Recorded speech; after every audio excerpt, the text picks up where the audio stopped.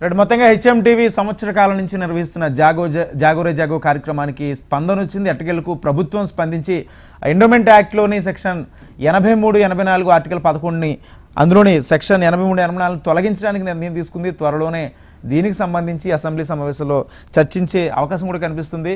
ఇక ఇది పెద్ద విజయంగా కూడా చెప్పుకోవచ్చు, హెచ్ఎంటీవీ సాధించిన విజయంగా కూడా చెప్పుకోవచ్చు. మొత్తంగా దీనికి సంబంధించి మనతో మాట్లాడిన వకలాభరణం కృష్ణమోహన్ గారు ఉన్నారు. ఆయన అడిగి మరిన్ని విషయాలు తెలుసుకుందాం. సార్ నమస్తే.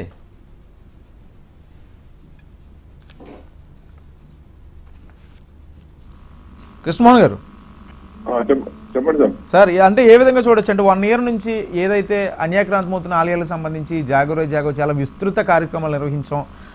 ఈరోజు ప్రభుత్వం ఎట్టకేలకు స్పందించింది అనుకోవచ్చా? అంటే దీని తదుపరి ఎటువంటి నిర్ణయాలు తీసుకుంటే ఇటు ఏదైతే పురాతన ఆలయాలకు సంబంధించి మంచి జరిగే అవకాశం కనిపిస్తుంది? ఇది ఒక గొప్ప విషయం. ఎందుకంటే ఆలయాలకు సంబంధించినటువంటి భూములను కాపాడడం అనేటువంటిది చాలా గొప్ప పరిణామంగా చూడాలి. దానికి సంబంధించినటువంటి ఎండోమెంట్ యాక్ట్ లో కూడా అన్యాక్రాంతానికి వీలుగా ఉన్నటువంటి ఆ యొక్క సెక్షన్లను కూడా తొలగించడానికి ప్రభుత్వం అంగీకరించేదని చెప్తా ఉన్నారు. నిజంగా కనుక ఆ విధంగా చేస్తే చాలా మంచిది. ఎందుకంటే ఒకనాడు ఆలయాల నిర్వహణకు భూములు ఉన్నటువంటి పెద్దలు వాటిని దానం చేసి దాని ద్వారా వచ్చేటటువంటి ఆదాయం ద్వారా ఆలయాలు నిర్వహించాలనేటువంటి ఉద్దేశంతో ఆ భూములు ఇవ్వడం జరిగింది. ఇవాళ అలాంటి భూములు కూడా అన్యాక్రాంతం చేసుకుని వాటిని కబ్జా చేసి వాటిలో అక్రమ కట్టడాలు చేస్తూ అక్రమంగా తమదే అంటూ రిజిస్ట్రేషన్ చేసుకొని ఒక చాలా అవినీతి రహితమైనటువంటి కార్యక్రమాలకు ఇవాళ ముందుకు వస్తున్నటువంటి సందర్భాలు మనం చూస్తా ఉన్నాం. జాగోరే జాగో అనేటువంటి ఒక పేరిట చాలా కాలంగా హెచ్ఎంటీవీ యమునా పాఠక్ గారు ఒక మంచి కార్యక్రమాన్ని నిర్వహించారు. ఈ మధ్యనే మన గుడే మన బలం అనేటువంటి పేరు కూడా వారు ఒక కార్యక్రమాన్ని చేశారు. యమునా పాఠక్ గారు మేమందరం కూడా దానిలో పాల్గొన్నాం. ఏదేం చేసినా జీర్ణాలయాల సముద్ధరణ, ఆలయాలకు సంబంధించినటువంటి భూముల పరిరక్షణ, ధర్మాన్ని రక్షించేటటువంటి ఒక మహత్తరమైనటువంటి కార్యక్రమానికి శ్రీకారం చుట్టి ప్రజలలో చైతన్యవంతం తీసుకొచ్చి సమాజంలో ఉన్నటువంటి చాలా మంది పెద్ద మనుషులను ఇందులో భాగస్వామ్యం చేసి ఎటకేలకు ప్రభుత్వం దిగి వచ్చి ఈ ఇంతకాలం ఏదైతే హెచ్ఎంటీవీ సమాజం ముందుంచినటువంటి డిమాండ్ ను పరిష్కరించేటటువంటి దిశగా ముందుకు రావడం పట్ల నేను హెచ్ఎంటీవీ యాజమాన్యానికి, యమునా పాఠక్ గారికి, మిగతా దీంట్లో పాల్గొన్నటువంటి ప్రతి ఒక్కరు కూడా హృదయపూర్వకంగా అభినందనలు, ధన్యవాదాలు తెలియజేస్తా ఉన్నాను. ధన్యోస్మి సార్. మీలాంటి పెద్దలు ఆశీర్వాదం తప్పకుండా ఈ ఆశీర్వాద బలంతోనే మేము ముందుకెళ్తా ఉన్నాము. మరీ ముఖ్యంగా అనేక సందర్భాలలో మీ ఒక ఇంటలెక్చువల్ ఇన్పుట్స్ కూడా మాకు ఇస్తూ వెన్నంటుండి ప్రోత్సహిస్తూ ఈరోజు దిగ్విజయంగా జాగోరే జాగో కార్యక్రమానికి కార్యక్రమం కాదు, ఇది భక్తుల చేత చేయబడే ఒక ఉద్యమంగా ముందు తీసుకెళ్తున్నాము. దానికి మీలాంటి పెద్దల ఆశీర్వాదం కూడా నిజంగా తోడైంది. దానికి ఈరోజు హెచ్ఎంటీవీ జాగోరే జాగో తరఫు నుంచి మీకు సంపూర్ణంగా మీకు ధన్యవాదాలు తెలుపుతున్నాను సార్.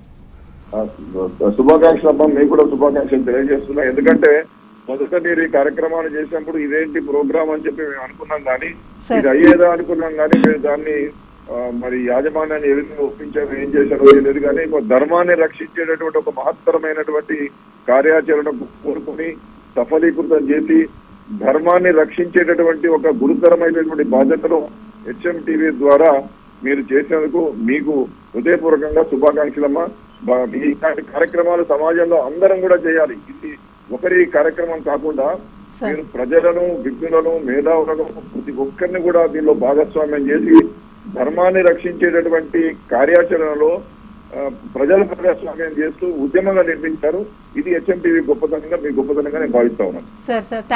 కృష్ణమార్ గారు, ఒక విషయం ఏంటంటే ఇప్పటి వరకు ఉన్న ఇక్కడ ఆలయాలకు సంబంధించి మనం కార్యక్రమాలు నిర్వహించాం. అంటే ఇప్పుడు ప్రభుత్వం ఎట్టకేలకు స్పందించిన నేపథ్యంలో రాష్ట్ర వ్యాప్తంగా ఉన్న ఆలయాలకు సంబంధించి కూడా అన్యాక్రాంతమైన ఆలయాలకు సంబంధించి వివరాలను బయటకు తీయాల్సిన అవసరం ఉంది. ఏదైతే అధికారులు స్పందించినా లేకపోతే అధికారులు దృష్టికి తీసుకెళ్లాల్సిన బాధ్యత మన మీద ఉంది. కాబట్టి దానికి సంబంధించి కార్యాచరణ కూడా మొదలు పెట్టాల్సిన ఆవశ్యకత ఉంది.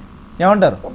తప్పని ఈ కార్యక్రమం మీరు ఒక ఇంటర్వ్యూ అనేటువంటి కార్యక్రమంగానో, ఒక వేదిక అనేటువంటి కార్యక్రమంగానో, లేకపోతే కొంతమంది పెద్ద మనుషులతో మాట్లాడించేటటువంటి కార్యక్రమంగా ఆరంభం చేసినా ఇవాళ ఒక ప్రజా ఉద్యమంగా, ఒక ధార్మిక ఉద్యమంగా ఇది నిర్మాణం జరిగింది. ఇవాళ హెచ్ఎంటీవీ చేస్తున్నటువంటి కార్యక్రమాన్ని చాలా పెద్ద ఎత్తున వీక్షించేటటువంటి కార్యక్రమము.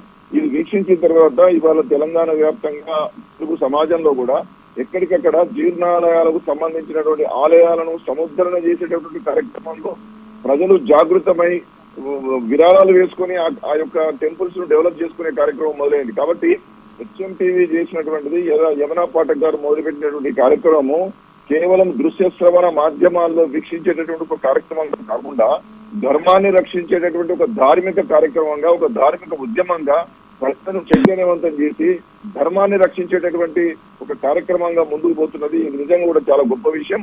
ఇప్పటికే ప్రజలు జాగృతం అవుతున్నారు. మీరు దీన్ని మరింత ప్రతిష్టాత్మకంగా తీసుకొని రాష్ట్రంలో దృశ్య శ్రవణ అంటే HMTV ద్వారా నేరుగా లైవ్ ప్రోగ్రాంలు పెట్టడము, డిస్ట్రిక్ట్ హెడ్ క్వార్టర్స్ లో పెట్టడము, మండల్ హెడ్ క్వార్టర్స్ లో పెట్టడము, దీనికి సంబంధించినటువంటి విజ్ఞులను, మేధావులను, ఈ యొక్క సబ్జెక్ట్ మీద బాగా చాలా కాలంగా పనిచేస్తున్నటువంటి నిష్ణాతులను, నిపుణులను, ధార్మికవేత్తలను కూడా మీరు పాల్గొనేలా చేసి ఇది ఒక మంచి ఉద్యమంగా, ఒక ధార్మిక ఉద్యమంగా, ఒక ప్రజా ఉద్యమంగా తీసుకుపోవడానికి HMTV కృషి చేస్తూ నేను భావిస్తా ఉన్నా. ఆ కృషిని కొనసాగించాలని మేమందరం కూడా మీతోనే ఉంటాం. సార్ ఇంకొక విషయం సార్, ఇప్పుడు ప్రభుత్వం తీసుకున్న ఈ కీలక నిర్ణయం అంటే 3 రోజుల కిందటే ఆల్రెడీ ప్రభుత్వంలో ఉన్న పెద్దలను కలవడం జరిగింది, ఉన్నతాధికారులను కలవడం జరిగింది. వారితో ఇప్పుడున్న పరిస్థితి ఏమిటి, కేవలం వందల ఎకరాలు లక్షల కోట్ల రూపాయలు కేవలం హైదరాబాద్ కేంద్రంగానే ఉన్నాయని చెప్పడం జరిగింది. ప్రభుత్వం కూడా సానుకూలంగా స్పందిస్తామన్నారు, కానీ త్వరగా కూడా ఈరోజు స్పందించిన విశేషం. నిజంగా వారికి కృతజ్ఞతలు తెలుపుకుంటూ, మరి ప్రభుత్వం కేవలం జియోలకు ఇచ్చి అంతవరకే ఉంటారా, లేదా చాలా పటిష్టంగా చేస్తారా, చేయకపోతే ఏంటి, చేస్తే ఏంటి, ఎలా ఉంటుందో మీ మాటల్లో ఏం చెప్తారండి? తప్పనిసరిగా అమ్మా, దేవాదాయ ధర్మాదాయ శాఖకు సంబంధించి చాలా పరమ పవిత్రమైనటువంటి అనేకమైన ఆలయాలు, యాదాద్రి దేవాలయం కావచ్చు, వేములవాడ దేవాలయం కావచ్చు, ఇంకా చాలా దేవాలయాల నుండి విశేషంగా ఆదాయ వనరులు సమకూరుతున్నది. ఆ ఆదాయ అంటే హైందవ దేవాలయాల నుండి దేవాదాయ ధర్మాదాయ శాఖకు విధిగా నిధులు వస్తున్నప్పటికీ ఆ నిధులను వెచ్చించడంలో ప్రభుత్వము చిత్తశుద్ధి ప్రదర్శించడం లేదనేటువంటి ఒకటి ఆలోచన చేయాలి. అంతేకాకుండా దీపధూప నైవేద్యానికి సంబంధించినటువంటి నిధుల విషయంలో కూడా లోపాలు జరుగుతూ ఉన్నాయి. నిధులు సకాలంలో రావడం లేదు. అనేక దేవాలయాలకు దీపధూప నైవేద్యానికి సంబంధించినటువంటి ఆ గుర్తింపు రావడం లేదు. అక్కడ అర్చకాచార్యులు చాలా ఇబ్బందుల పాలవుతున్నారు. ఆ విధంగానే దేవాలయాల్లో పనిచేసేటటువంటి అర్చక స్వాముల యొక్క జీతాలు కావచ్చు, అలవెన్స్లు కావచ్చు, వారికి ప్రత్యేకమైనటువంటి ఆరోగ్య సమస్యల విషయంలో బీమా ఇవ్వడంలో కావచ్చు, ఇవన్నీ కూడా దేవాదాయ ధర్మాదాయ శాఖ నుండి విరివిగా నిధులు ఇచ్చి ఫస్ట్ వారిని పరిరక్షించాలి.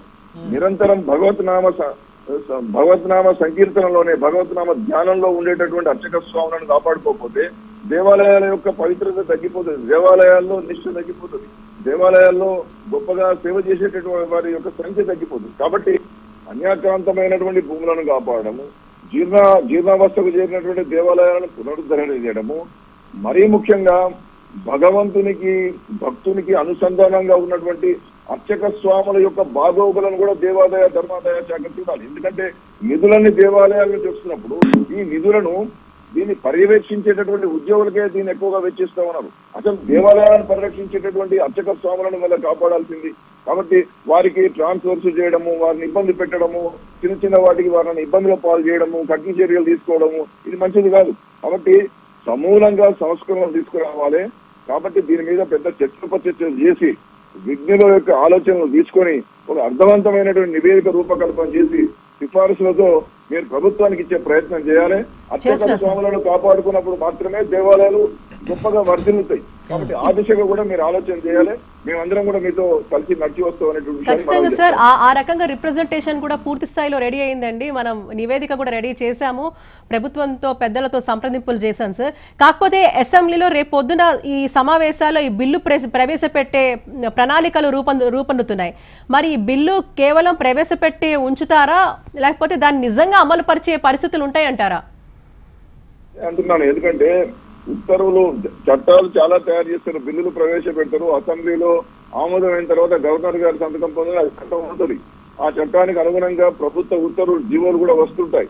కానీ జీవోలను అమలు చేసేటటువంటి సందర్భంలో దేవాదాయ ధర్మాదాయ శాఖాధికారులు తమ యొక్క నిష్ఠను ప్రదర్శించడం లేదు. కఠినంగా ముందుకు పోవడం లేదు. ఉత్తర్వులు ఇవ్వడం వల్ల ప్రయోజనం ఏమిటి? అది అమలు జరగాలి. అమలు జరిగి దాని ఫలితాలు ప్రజలకు అందాలి, భక్తులకు అందాలి. కాబట్టి మేము ఫలానా దేవాలయానికి సంబంధించి అన్యాక్రాంతమైన భూముల విషయంలో ఫలానా ఉత్తర్వులు ఇస్తున్నాం అంటే సరిపోదు కదా. ఆ అన్యాక్రాంతమైనటువంటి భూములను మళ్ళీ యథాతథంగా ఆ దేవాలయానికి అప్పగించి దాన్ని డెవలప్ చేసి దాని ద్వారా వచ్చేటటువంటి ఆదాయం ద్వారా ఆ దేవాలయం బాగుపడేటటువంటి విధంగా కూడా చర్యలు తీసుకోవాలి. కాబట్టి ఉత్తర్వులకే పరిమితం అవడం, బిల్లులకు పరిమితం అవడం, చట్టాలు తీసుకొచ్చాం మేము ఇంకేం చేయాలంటే చాలా చట్టాలు వచ్చాయి ఈ దేశంలో. ఈ రాష్ట్రంలో కూడా చాలా చట్టాలు, చాలా ఉత్తర్వులు ఉన్నాయి. అవి అమలు చేయనటువంటి ఉత్తర్వులు దేని కొరకు? కాబట్టి ప్రభుత్వం చిత్తశుద్ధిగా ఈ యొక్క ధార్మికమైనటువంటి కార్యక్రమంలో కనీసం ఇస్తున్నటువంటి ఉత్తర్వుల విషయంలో తూచి ఆలోచించి నిబంధనలు కూడా పెట్టి రేపొద్దున ఏ అవసరం వచ్చినా కఠిన చర్యలు తీసుకొని ఈ ధర్మాన్ని రక్షించేటటువంటి పరమ పవిత్రమైనటువంటి బాధ్యతను తీసుకోవాలి. దేవాదాయ ధర్మాదాయ శాఖ అంటే ప్రభుత్వంలో ఒక విభాగంగా కాకుండా ఒక పరమ పవిత్రమైనటువంటి శాఖగా తీసుకోవాలి. దీనికి సంబంధించినటువంటి మంత్రి గారు కావచ్చు, దీనికి సంబంధించినటువంటి principal secretary, commissioners, executive officers ఎవరైతే ఉన్నారో ఈ పరిపాలనా అధికారులందరూ కూడా చాలా కఠినమైనటువంటి నియమాలతో ముందుకు పోయేటటువంటి విధంగా దేవాలయాల యొక్క పవిత్రతను కాపాడే విధంగా కూడా వారు ఉండేలాంటి చర్యలు ప్రభుత్వం తీసుకోవాలి. అందుకని ఇవాళ రేపు బిల్లు పెట్టి చట్టం తీసుకొచ్చేటటువంటి కార్యక్రమానికి ప్రభుత్వం రావడం గొప్ప విషయం. ఇలాంటి వాళ్ళు 1.5 years నుండి ఒక పెద్ద కార్యక్రమంగా నాన్ ప్రొఫెషనల్ కార్యక్రమం అంటే నాన్ ఎకనామికల్ కార్యక్రమంగా వ్యాపార దృక్పథం లేకుండా ధర్మాన్ని రక్షించడానికి హెచ్ఎంటీవీ ఒక దృశ్యశ్రవణ మాధ్యమము ఇంత కృషి చేస్తున్నప్పుడు ప్రభుత్వం ఎంతగా కృషి చేయాలి? దీన్ని ప్రభుత్వాన్ని అవేర్ చేసి ఒక చట్టంగా తీసుకురావాలనేటువంటి సంకల్పంలో హెచ్ఎంటీవీ పాటించినటువంటి బాధ్యత, నిర్వర్తించినటువంటి గురుతరమైనటువంటి బాధ్యతను గౌరవిస్తూనే మా బాధ్యత ఏమిటని చెప్పి ప్రభుత్వం తనంతరం తాను కూడా గుర్తించాలి కదా. రాజ్యాంగబద్ధమైనటువంటి ప్రభుత్వాలు ప్రజల యొక్క లేదా ఆస్తుల యొక్క లేదా ప్రజల యొక్క విశ్వాసాలకు సంబంధించినటువంటి మందిరాల యొక్క గౌరవాన్ని, ప్రతిష్టను కాపాడాల్సినటువంటి అవసరం ఉంటుంది. అందుకోసమే ప్రభుత్వానికి మా మనవి ఏంటంటే మీరు రేపు బిల్లులు పెట్టి చట్టం తీసుకొచ్చి మేము ఉత్తర్వులు ఇచ్చాము మా పని అయిపోయిందంటే కాదు, దాన్ని సక్రమంగా అమలు చేసే విధంగా కూడా ముందుకు రావాల్సినటువంటి ఒక మహత్తరమైనటువంటి గురుతర బాధ్యత ప్రభుత్వం మీద ఉందనేటువంటి విషయాన్ని నేను సూచన చేస్తా ఉన్నా. ఎక్సలెంట్ సార్, ఖచ్చితంగా సార్ మీ సూచనలు కూడా నేను అనుకుంటున్నాను. తప్పకుండా ప్రభుత్వంలో ఉన్న పెద్దలు కూడా ఈరోజు నిర్విరామంగా ఉదయం 10:30 నుంచి కూడా అనేక మంది భక్తులు, అలాగే అనేక మంది మీలాంటి పెద్దలు, ఉద్దండులు, పండితులు ఇస్తున్న అనేక సూచనలు కూడా ప్రభుత్వం తప్పకుండా పరిగణలో తీసుకుంటుందని సంపూర్ణంగా విశ్వసిస్తున్నాం. మీరు వచ్చి ఆశీర్వదించి మీ సూచనలు ఇచ్చినందుకు మీకు ప్రత్యేకంగా ధన్యవాదాలు సార్. థ్యాంక్ యూ అమ్మా, థ్యాంక్ యూ, ధన్యవాదాలు అమ్మా యమునా పాఠక్ గారు. నమస్కారం సార్. నమస్కారం అమ్మా. Right, thank you sir, thank you so much. మొత్తంగా సంవత్సర కాలం నుంచి నిర్విరామంగా అనేక ఆలయాలకు సంబంధించి హెచ్ఎంటీవీ అదేవిధంగా జాగో ఆధ్వర్యంలో యమునా పాఠక్ గారు ఆధ్వర్యంలో అనేక కార్యక్రమాలు నిర్వహించి అటుకెలకు ప్రభుత్వం స్పందించింది. తెలంగాణ ప్రభుత్వం స్పందించి ఏపీ ఎండోమెంట్ యాక్ట్ 1987లోని ఆర్టికల్ 11 నుంచి 83, 84 సెక్షన్లో తొలగించాలని కూడా నిర్ణయం తీసుకుంది. దీనికి సంబంధించి త్వరలోనే అసెంబ్లీలో బిల్లు పెట్టాలని కూడా కీలక నిర్ణయం తీసుకున్నట్టు కూడా తెలుస్తుంది.